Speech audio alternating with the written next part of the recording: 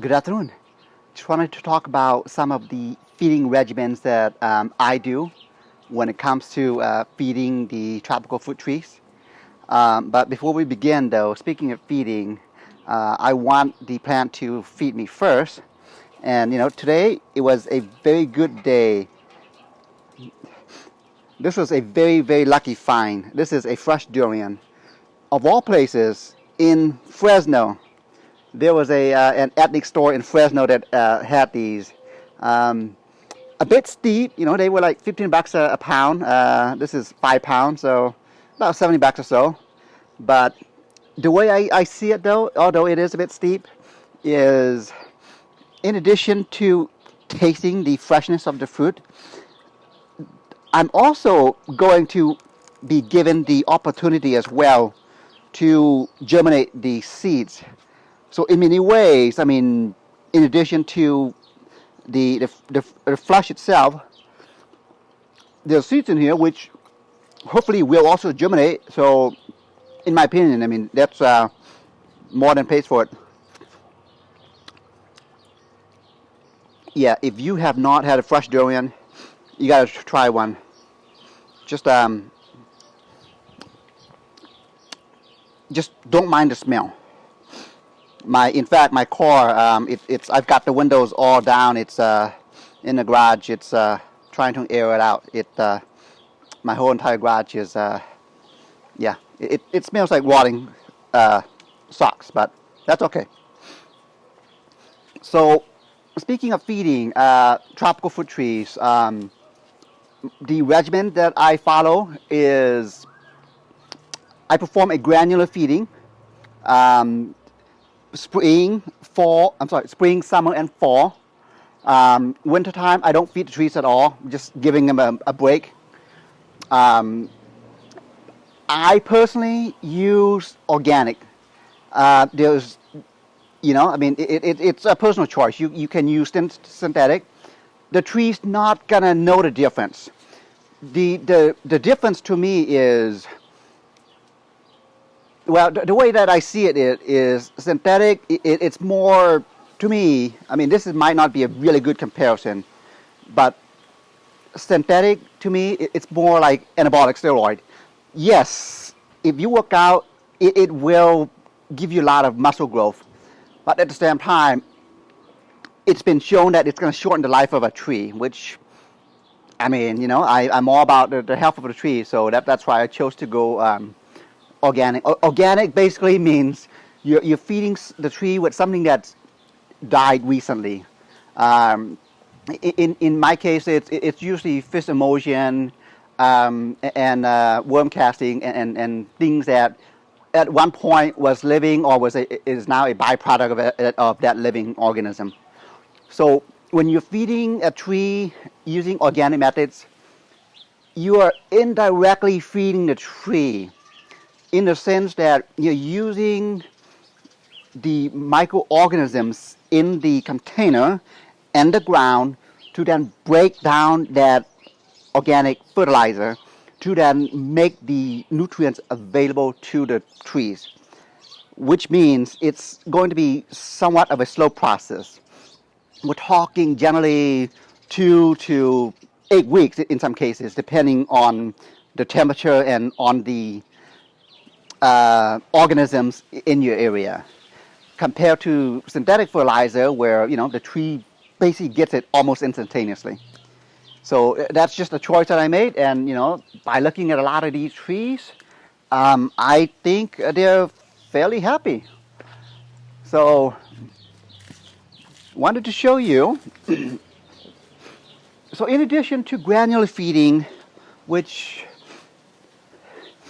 I'll show you, but yeah, the method that I use, it's basically just a lazy method. What I do is I take the granular feeds, sprinkle them around the perimeter, the drip line of the trees.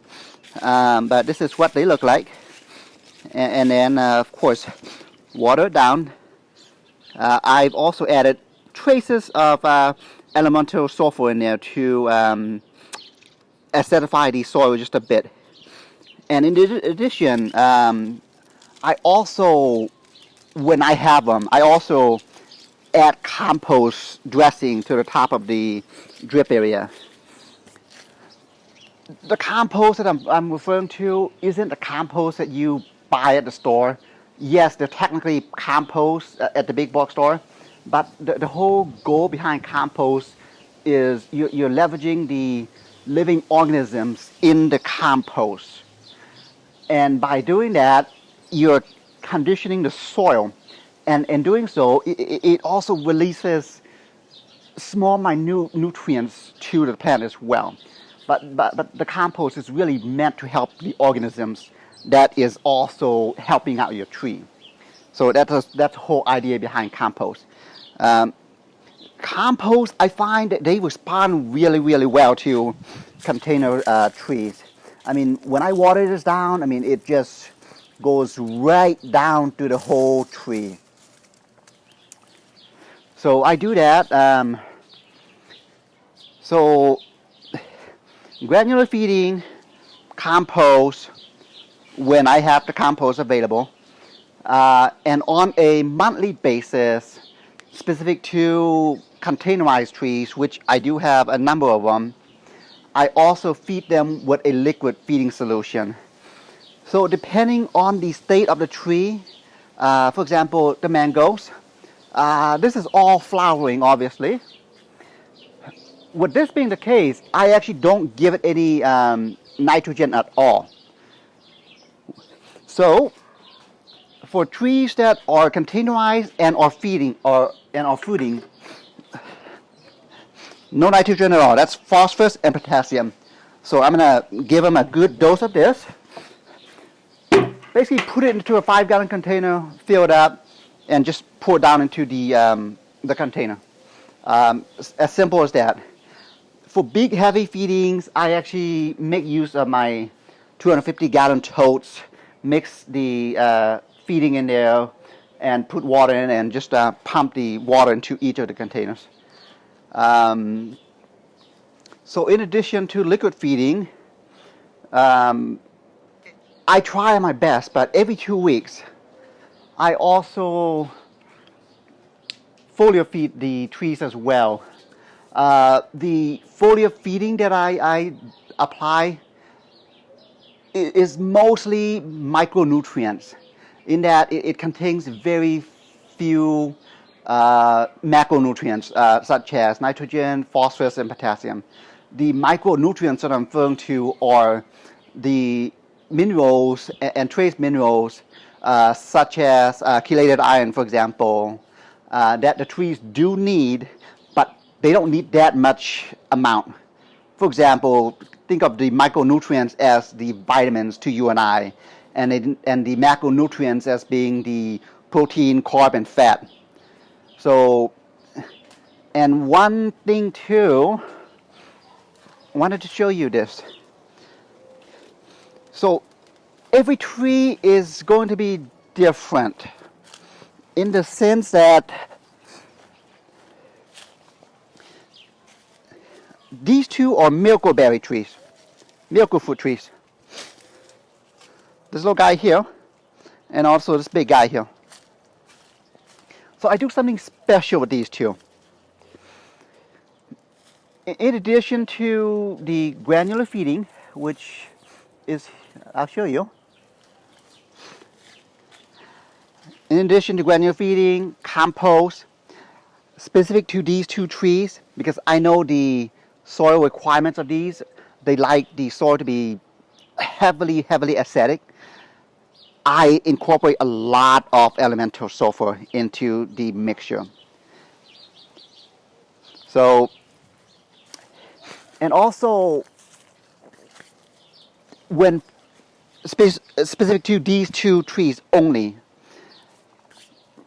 and also the blueberries, but what I do is when it comes to liquid feeding, I also feed them an additional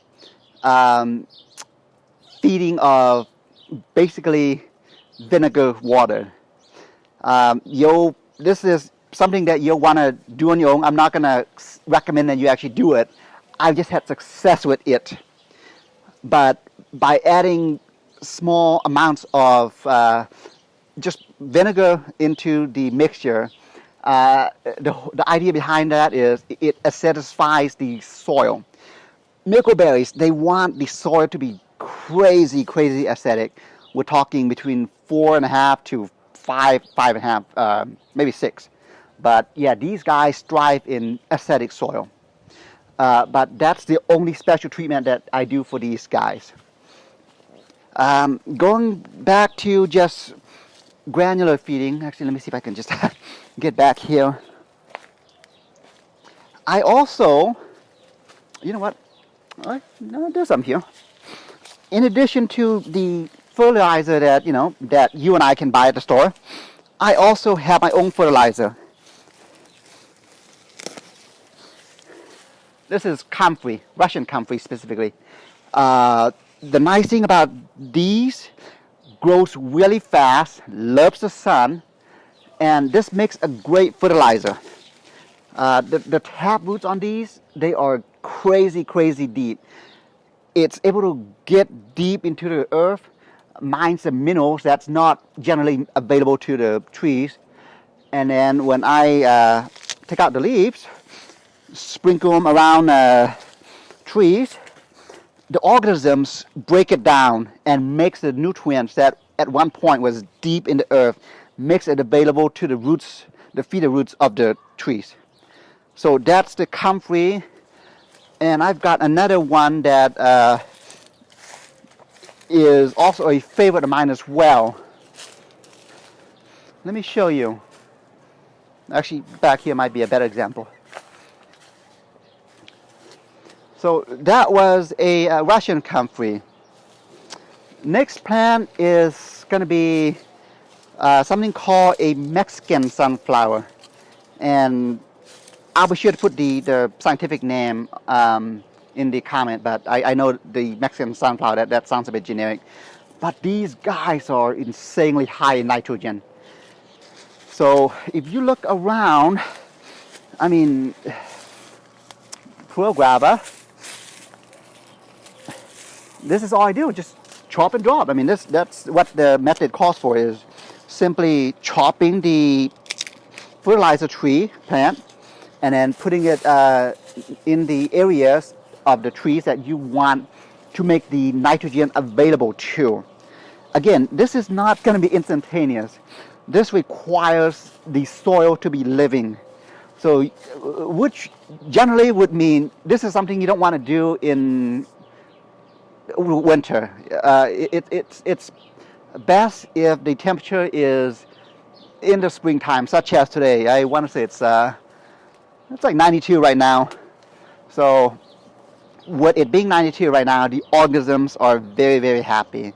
So the worms and the primary decomposers are up here just chopping these off and then leaving the castings, and then therefore making the nutrients available to the trees.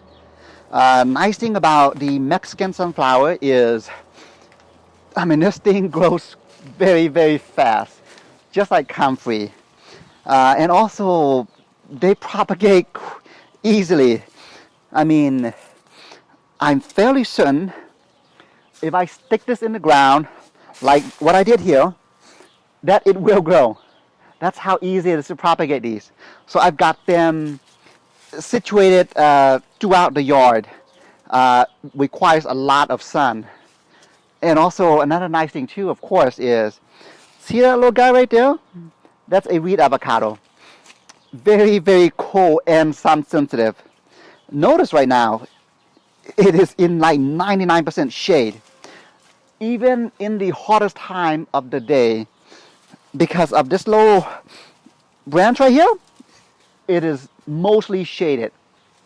So, and also, of course, I strategically planted this here to give it some shade to the avocado as well as the Alano cipadella there.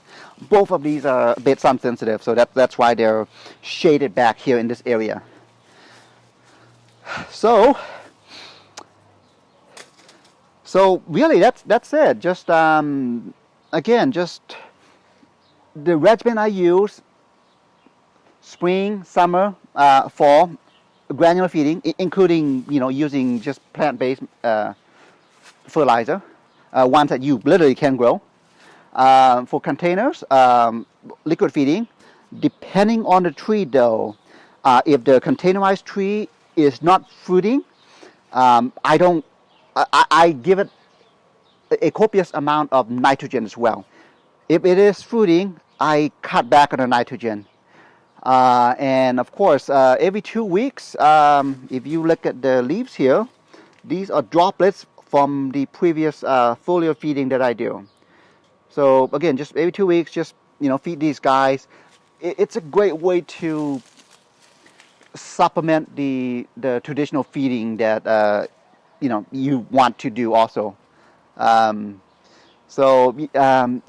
a tree is well fed, when it's healthy, I mean, when you look at this Thai guava here, I mean, the new growth is just stunning. There is nothing at all wrong with this. I mean, black diamond wax jambu here,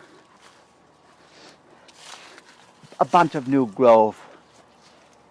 The new growth really would benefit from the foliar feeding. I mean, foliar feeding is, it's almost like giving an intravenous injection of nutrient to the plants. The spores, usually underneath the leaves, pick up the nutrients quite easily and then makes it available to the tree, basically almost instantaneously. So yeah, that's that's what you have to do. Just because, I mean, I live in a typical subdivision built in, this whole area was actually built in 2006, and of course, with a typical subdivision, it's just dirt that they put in here. I mean, dirt is technically not even soil. I mean, I know the terms are used interchangeably, but it's just clay dirt that they put in here.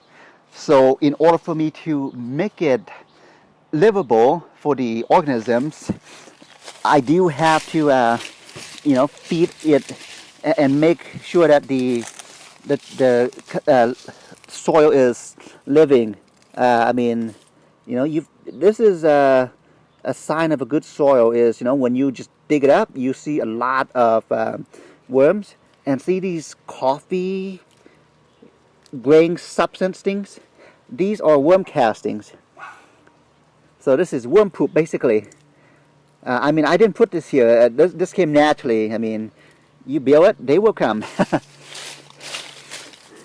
And also, I wanted to show you one other thing too.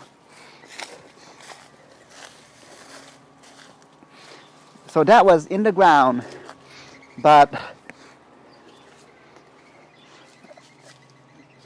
when you see mushrooms in your area, in your yard, that's an awesome sign that your yard is living and breathing, and the tree's going to be happy because the microorganisms have a symbiotic relationship with the tree. I mean, you really can't get better than this. Mushroom.